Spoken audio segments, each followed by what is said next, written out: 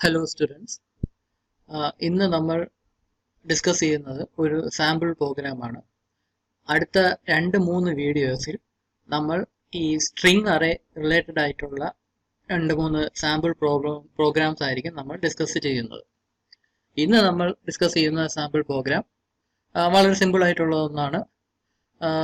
ഇത് ഉപയോഗിക്കുന്നത് ഒരു സ്ട്രിങ്ങിൻ്റെ, അതായത് ഒരു സെൻറ്റൻസിൽ ഒരു ക്യാരക്ടർ എത്ര തവണ റിപ്പീറ്റ് ചെയ്യുന്നു, അതായത് ഒരു ക്യാരക്ടറിന്റെ ഫ്രീക്വൻസി എത്രയാണെന്ന്, എത്ര തവണ ഒരു സ്ട്രിങ്ങിൽ ഒരു ക്യാരക്ടർ റിപ്പീറ്റ് ചെയ്യുന്നു എന്ന് കണ്ടെത്താനുള്ള ഒരു പ്രോഗ്രാമാണ് നമ്മൾ ഇന്ന് ഡിസ്കസ് ചെയ്യുന്നത്. ആക്ച്വലി ഞാനിപ്പം പറഞ്ഞു സ്ട്രിംഗ് അറേ റിലേറ്റഡ് ആയിട്ടുള്ള 2-3 പ്രോഗ്രാംസ് നമ്മൾ അടുത്ത 2-3 വീഡിയോസിലായിട്ട് നമ്മൾ ഡിസ്കസ് ചെയ്യുമെന്ന്.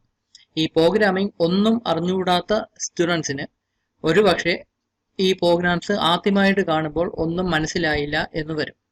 ഈ ആദ്യത്തെ ഈ പ്രോഗ്രാം തന്നെ നമ്മൾ ഡിസ്കസ് ചെയ്യുമ്പോൾ, പ്രോഗ്രാം ഞാൻ കാണിക്കാം, പ്രോഗ്രാം ഡിസ്കസ് ചെയ്യുമ്പോൾ ചിലപ്പോൾ ഒന്നും മനസ്സിലായില്ല എന്ന് വരും.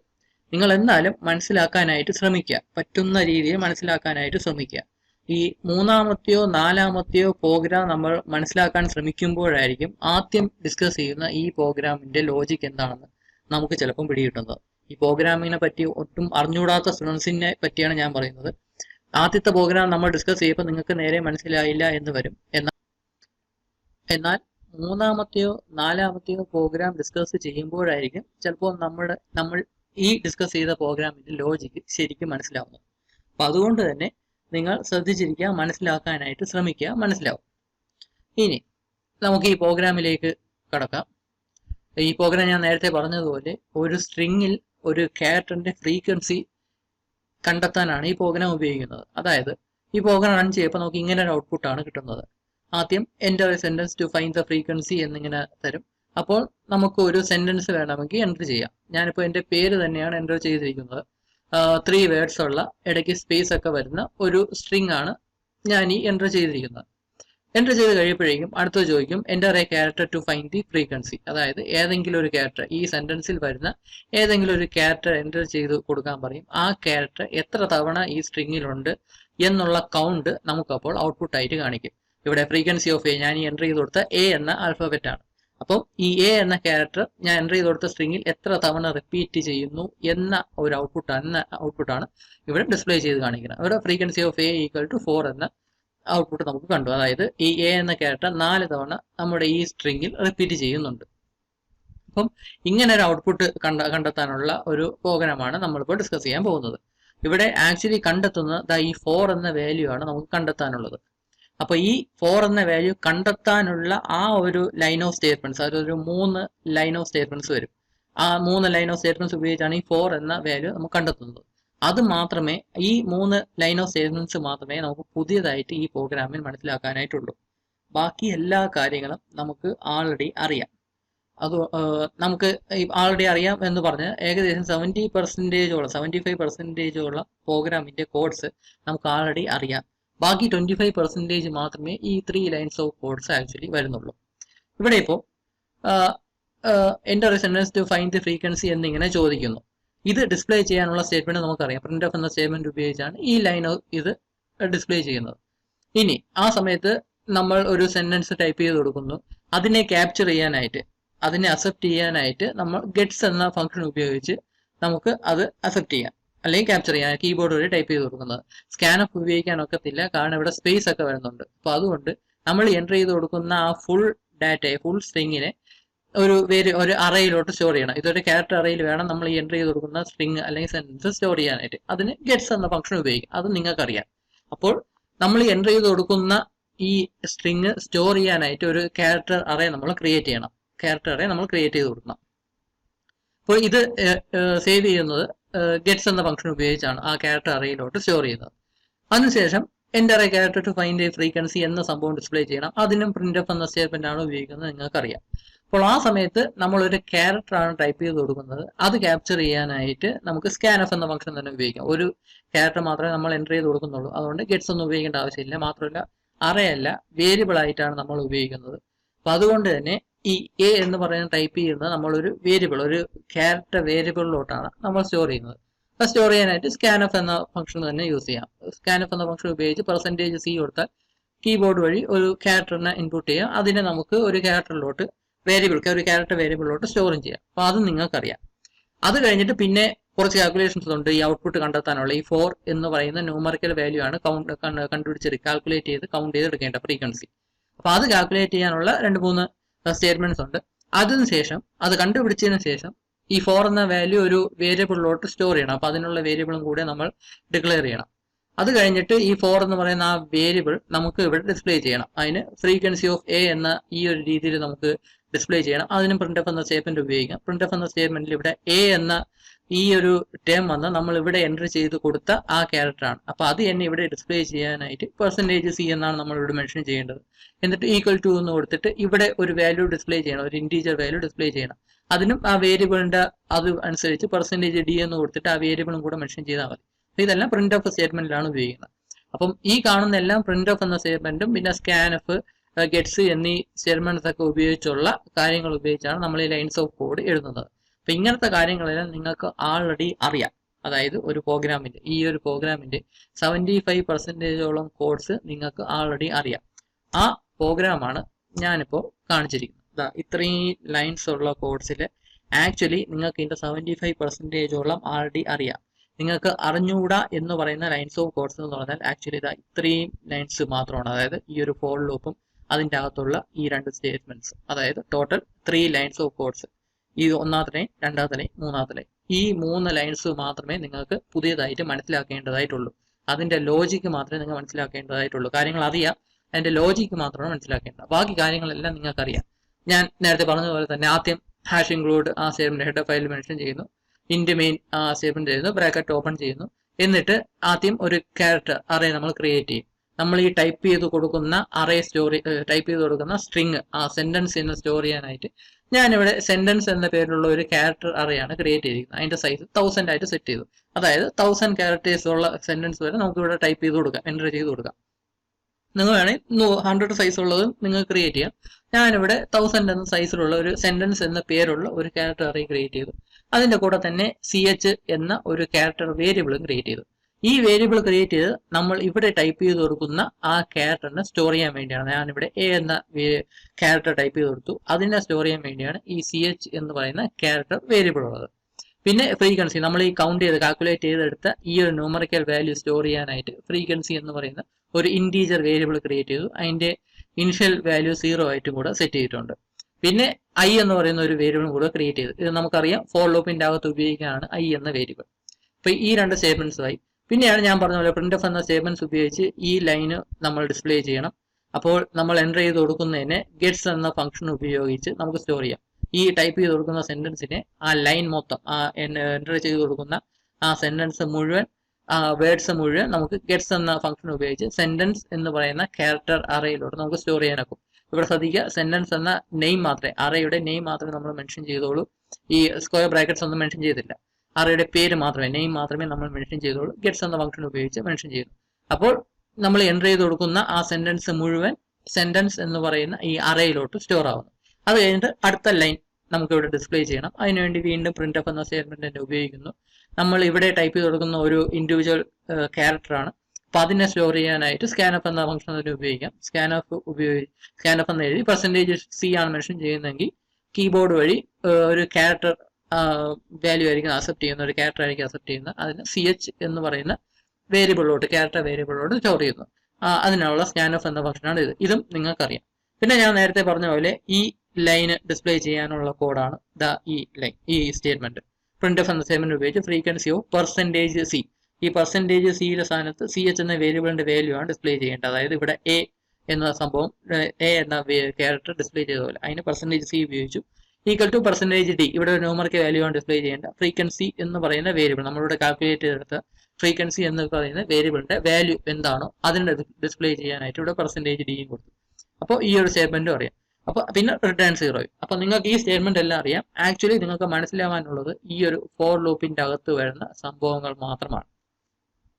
ഇനി ഇത് എങ്ങനെയാണെന്ന് ഞാനിപ്പോൾ എക്സ്പ്ലെയിൻ ചെയ്യാം. നമ്മളിവിടെ ആക്ച്വലി ചെയ്യുന്ന എങ്ങനെയെന്ന് പറഞ്ഞാൽ, ഒരു ക്യാരക്ടർ ഈ സെന്റൻസിൽ, അതായത് ഈ സ്ട്രിങ്ങിൽ എത്ര തവണ റിപ്പീറ്റ് ചെയ്യുന്നു എന്നാണ് ചെക്ക് ചെയ്യേണ്ടത്. നമുക്ക് ഈ എക്സാമ്പിൾ തന്നെ എടുക്കാം. ഇവിടെ ഞാൻ എൻ്റെ പേര് കൊടുത്തിട്ടുണ്ട്. അതിൽ എ എന്ന് പറയുന്ന ക്യാരക്ടർ എത്ര തവണ റിപ്പീറ്റ് ചെയ്യുന്നു എന്നാണ് ചെക്ക് ചെയ്യേണ്ടത്. അതിന് ചെയ്യുന്നത് എന്തെന്ന് വെച്ചാൽ ഈ അറയിലുള്ള നമ്മുടെ ഈ സ്ട്രിങ് സ്റ്റോർ ചെയ്യുന്ന അറയിലുള്ള ഓരോ എലമെന്റ് ആയിട്ട് ഈ വാല്യൂ ആയിട്ട് കമ്പയർ ചെയ്യും. ഈക്വൽ ആണോ അല്ലയോ എന്ന് ചെക്ക് ചെയ്യും. ഇതിലുള്ള ഓരോ ക്യാരക്ടറും ഈ ഒരു ക്യാരക്ടറിന് ഈക്വൽ ആണോ അല്ലയോ എന്ന് ചെക്ക് ചെയ്യും. അതായത് ഇത് ഇൻഡെക്സ് നമ്പേഴ്സ് വെച്ചിട്ടായിരിക്കും അത് റെഫർ ചെയ്യുന്നത്. ആദ്യം കെ എന്ന് പറയുന്ന ഇൻഡെക്സ് പൊസിഷൻ 0-ൽ വരണം. ഇൻഡെക്സ് നമ്പർ 0-ൽ വരുന്ന എലമെന്റ് ആണ്. അതും ഈ ക്യാരക്ടറുമായിട്ട് ഈക്വൽ ആണോ അല്ലയോ എന്ന് ചെക്ക് ചെയ്യും. ഈക്വൽ ആണ് എങ്കിൽ ഈ ഫ്രീക്വൻസി എന്ന് പറയുന്ന നമ്മൾ ഇവിടെ ക്രിയേറ്റ് ചെയ്ത ആ വേരിയബിളിന്റെ വാല്യൂ ഇൻക്രിമെന്റ് ചെയ്യും. നമുക്ക് ഇവിടെ നോക്കാം. ഇവിടെ ആദ്യം കെ എന്ന ക്യാരക്ടറാണ് വന്നത്. അത് ഈക്വൽ ടു എ അല്ല. ഇത് കെയും എയും ഈക്വൽ അല്ല. അപ്പൊ അതുകൊണ്ട് അത് സ്കിപ്പ് ചെയ്യാം. ഇനി അടുത്ത ക്യാരക്ടർ നോക്കുക. അത് എ ആണ്. നമ്മുടെ ഈ എൻ്റർ ചെയ്ത് കൊടുത്ത ഈ എയുമായിട്ട് ഈക്വൽ ആണ്. അങ്ങനെ രണ്ടും ഈക്വൽ ആയിട്ട് വരികയാണെങ്കിൽ ഈ ഫ്രീക്വൻസി എന്ന് പറയുന്ന വേരിയബിളിന്റെ വാല്യൂ 1 യൂണിറ്റ് ഇൻക്രിമെന്റ് ചെയ്യണം. ആ 1 യൂണിറ്റ് ഇൻക്രിമെന്റ് ചെയ്യാനാണ് ഈ ഒരു സ്റ്റേറ്റ്മെന്റ് പ്ലസ് ഫ്രീക്വൻസി എന്ന് ഇവിടെ കൊടുത്തിട്ടുണ്ട്. ഇത് എപ്പോഴാണ് ഈ ഫ്രീക്വൻസിയുടെ വാല്യൂ ഇൻക്രിമെന്റ് ചെയ്യുന്നത്?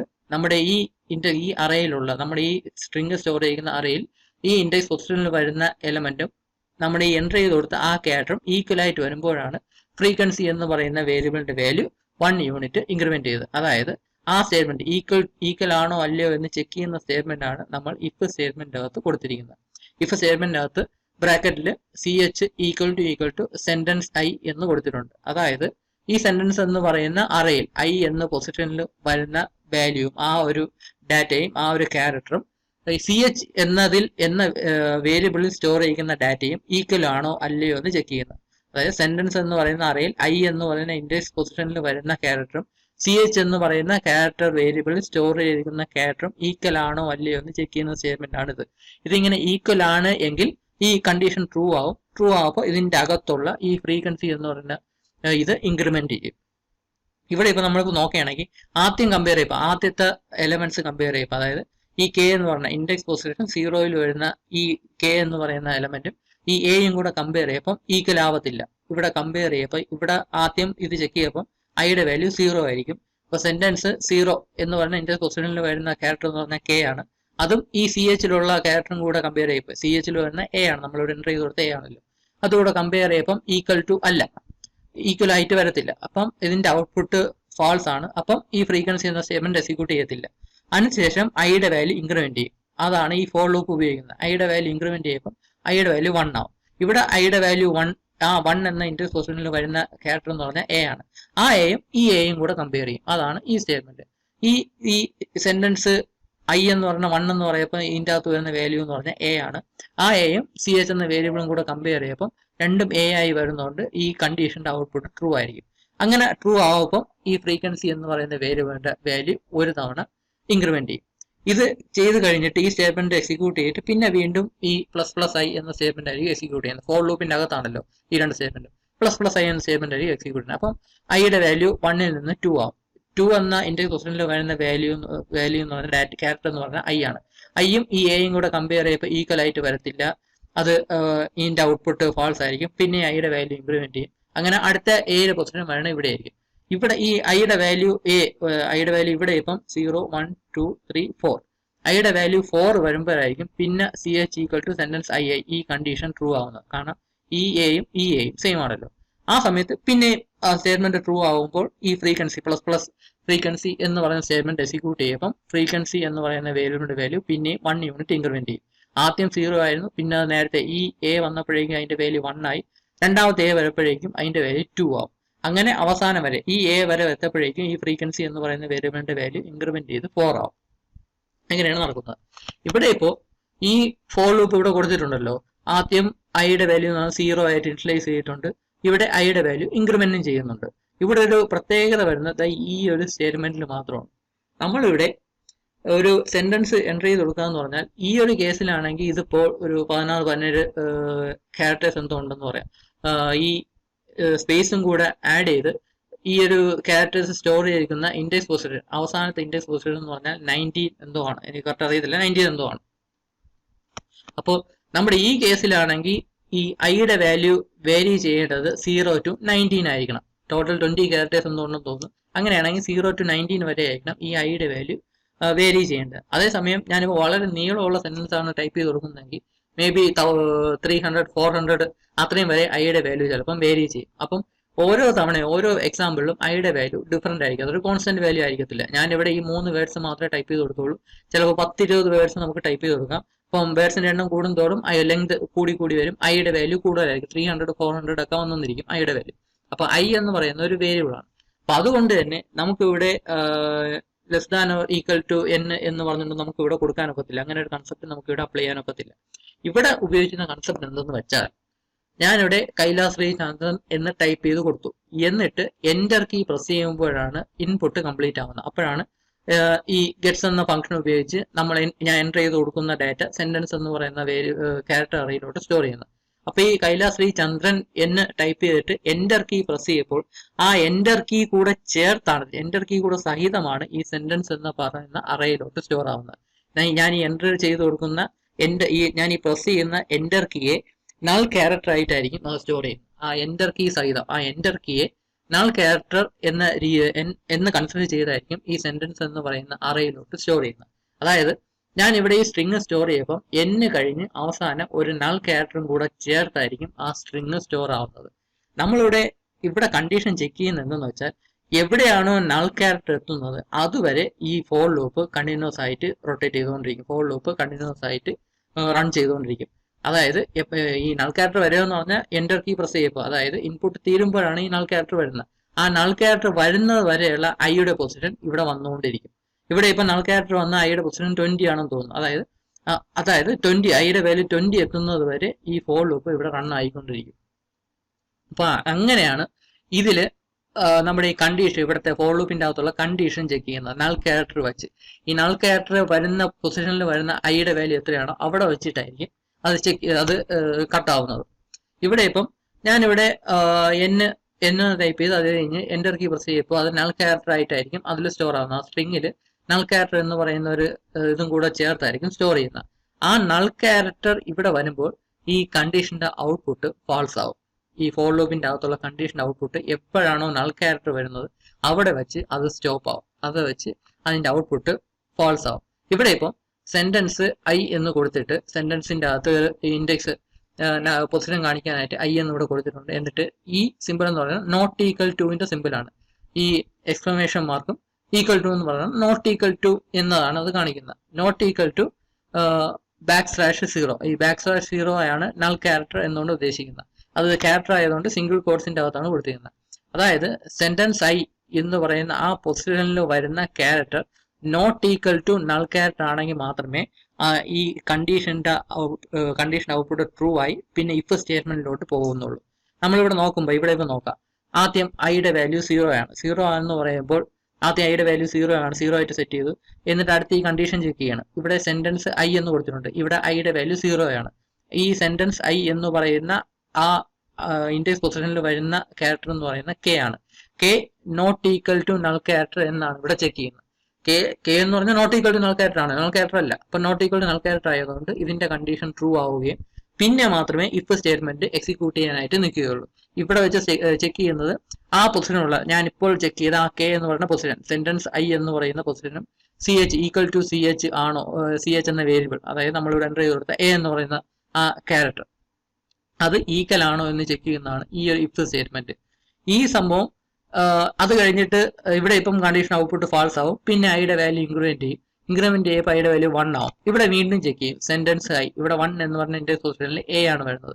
അതും not equal to null character ആണ്. അപ്പം വീണ്ടും ഇത് കണ്ടീഷൻ ട്രൂ ആവുകയും ഇഫ് സ്റ്റേറ്റ്മെന്റ് എക്സിക്യൂട്ട് ചെയ്യും. ഇത് ട്രൂ ആയി ഫ്രീക്വൻസിയുടെ വാല്യൂ ഒന്ന് ആഡ് ചെയ്യുകയൊക്കെ ചെയ്യും. അങ്ങനെ വന്ന് ഇവിടെ അവസാനം നൾ ക്യാരക്ടർ എന്ന ആ അവസ്ഥയിൽ വരും. ഇവിടെ ഐയുടെ വാല്യൂ 20 എന്തോ ആണെന്ന് തോന്നുന്നു. ഇവിടെ എത്തപ്പോഴേക്കും ഇൻക്രിമെന്റ് ചെയ്ത് 20 ആവുന്നു.